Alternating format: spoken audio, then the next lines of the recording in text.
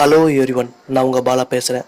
இந்த வீடியோவில் நாம் என்ன பார்க்க போகிறோன்னா, தலைவலி, ஒற்றை தலைவலி, மைக்ரைன்னு சொல்லக்கூடிய இந்த தலைவலி ஏன் வருது, எதற்காக, என்ன காரணத்துக்காக இந்த தலைவலி நமக்கு வருது என்பதை பற்றி தான் இந்த வீடியோவில் நாம் பார்க்க போகிறோம். வாங்க வீடியோக்குள்ளே போகலாம். அதுக்கு முன்னாடி இது வரைக்கும் நம்ம சேனலை நீங்கள் சப்ஸ்கிரைப் பண்ணலன்னா இப்போது சப்ஸ்கிரைப் பண்ணிவிடுங்க.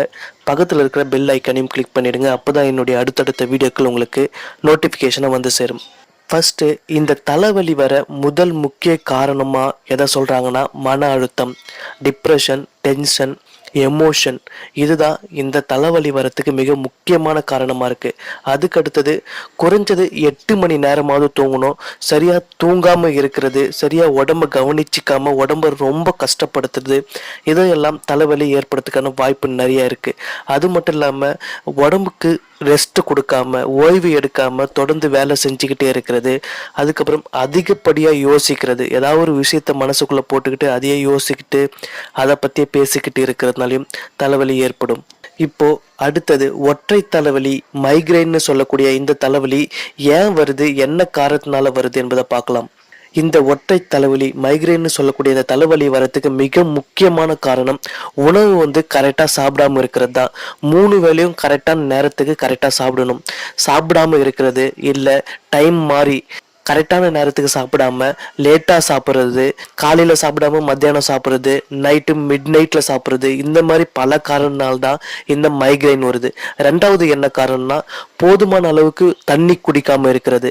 உடம்பு அதிகமான ஹீட் ஆகுறதுனால இந்த ஒற்றை தலைவலி வருது. ஸோ அதனால் உடம்புக்கு தேவையான அளவுக்கு ஒரு நாளைக்கு 3-4 லிட்டர் தண்ணி குடித்து உடம்பை ஹீட் ஆகாமல் பார்த்துக்கணும்.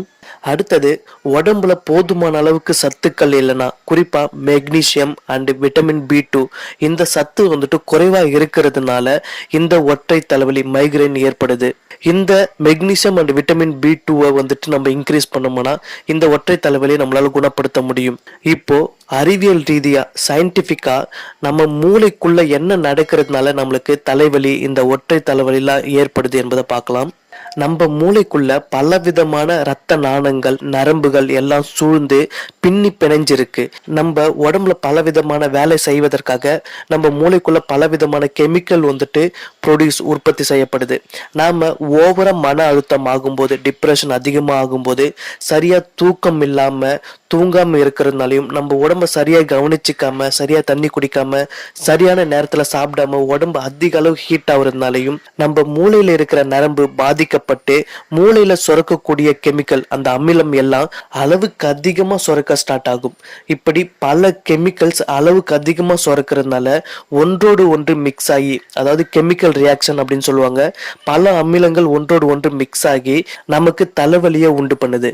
இந்த தலைவலியை, ஒற்றை தலைவலி, மைக்ரைன்னு சொல்லக்கூடிய இந்த தலைவலி எல்லாத்தையும் குணப்படுத்த முடியும், சரி செய்ய முடியும்னு டாக்டர் சொல்றாங்க.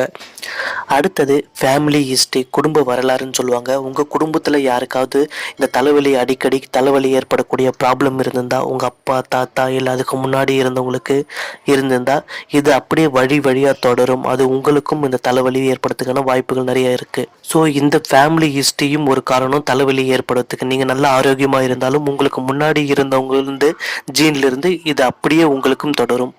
திரும்ப திரும்ப தலைவலி வராம, ஒற்றை தலைவலி வராம நம்மளால தடுக்க முடியும். 2 நாள் 3 நாள் தொடர்ந்து இருக்கிற அந்த ஒற்றை தலைவலியும் திருப்ப வராம நிரந்தரமா நம்மளால தடுக்க முடியும், குணப்படுத்த முடியும்னு அறிவியல் பூர்வமா நிரூபிச்சிருக்காங்க.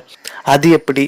டேப்லெட், மாத்திரை எதையுமே சாப்பிடாம இந்த ஒற்றை தலைவலி எல்லாமே குணப்படுத்துவது என்பதை கீழே டிஸ்கிரிப்ஷன்ல வீடியோவுடைய லிங்கை கொடுத்துருக்கேன். அதை கிளிக் பண்ணி பார்த்துக்குங்க. டாக்டர் சொல்றபடி ஃபாலோ பண்ணீங்கன்னா இந்த தலைவலி, ஒற்றை தலைவலியை குணப்படுத்த முடியும். நிரந்தரமாகவே இந்த தலைவலியிலிருந்து உங்களுக்கு நிவாரணம் கிடைக்கும். இப்போ இந்த வீடியோல தெரிஞ்சிருக்கும் என்ன காரணத்தினால, நாம பண்ற என்ன தப்புனால நம்மளுக்கு தலைவலி உண்டாகுது என்பது. ஸோ இந்த பழக்க வழக்கங்களை, நம்ம சாப்பிட்ற உணவு பழக்க வழக்கங்களையும் நம்மளுடைய வாழ்க்கை முறையும் நம்ம மாற்றிக்கிட்டாவே இந்த தலைவலியை நம்மளால கட்டுப்படுத்த முடியும். இதை தவிர உங்களுக்கு வேற ஏதாவது டவுட் இருந்தால் கீழே கமெண்ட்ல டைப் பண்ணுங்க, நான் ஆன்சர் பண்ணுறேன். இந்த வீடியோக்கு ஒரு லைக் போட்டுருங்க. இந்த இன்ஃபர்மேஷனை உங்கள் ஃப்ரெண்ட்ஸ் எல்லாருக்குமே ஷேர் பண்ணுங்க. நாம வேற ஒரு வீடியோவில் சந்திப்போம். நன்றி, வணக்கம். கீழே டிஸ்கிரிப்ஷனில் லிங்க் இருக்கு, அதை கிளிக் பண்ணி தலைவலி வராமல் எப்படி தடுக்கிறது என்பதை பற்றி தெரிஞ்சுக்குங்க.